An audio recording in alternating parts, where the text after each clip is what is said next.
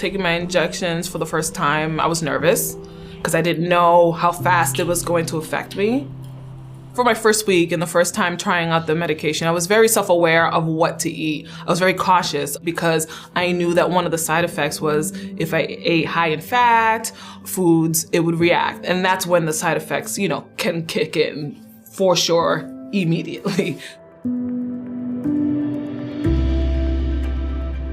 There is a newer group of medications. They're in the category called GLP-1 agonists. Some of the common side effects that we see with these medications include nausea, vomiting, acid reflux, increased bloating, and changes in bowel habits.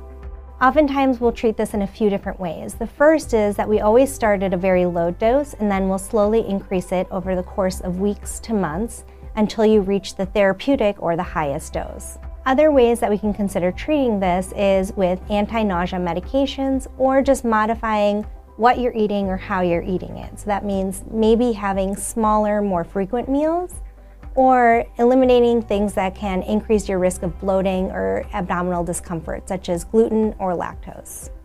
When I upgraded my starting dose to the 0.5, everything was going great. I had 3 really great weeks of it. And then we went out and the only thing that happened to be available to eat was pizza. So I did eat pizza for 3 days in a row. I paid for it dearly. So I unfortunately was sick for about 7 full days. But it was a really great lesson for me in that, it was directly correlated to what I ate and how I didn't make healthy food choices over that weekend.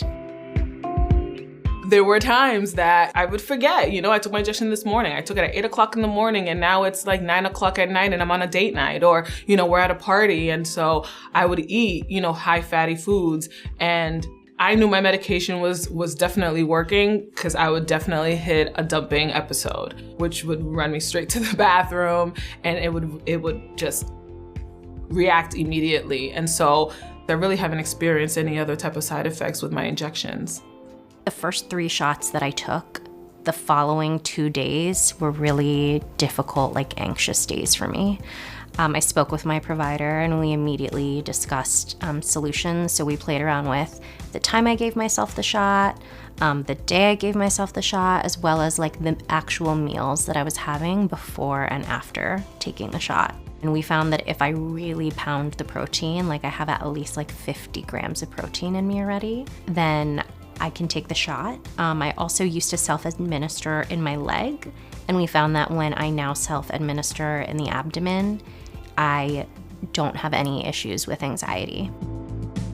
When I first took the lowest dose, one of the side effects that I did have was indigestion. That was one of the main side effects I had, but my body had adjusted to it as I went up in dosage. They were like, is it nausea? And I said, no, it's more or less when I eat hot food. So I was they were like, stay away from hot food. And I was like, all right. So I'd stay away from hot food and I wouldn't have the side effect no more. And I had some minor constipation, but they prescribed me it's a drink, kind of like a softener, I guess you would call it. I took that for maybe a week or 2 and then that was it.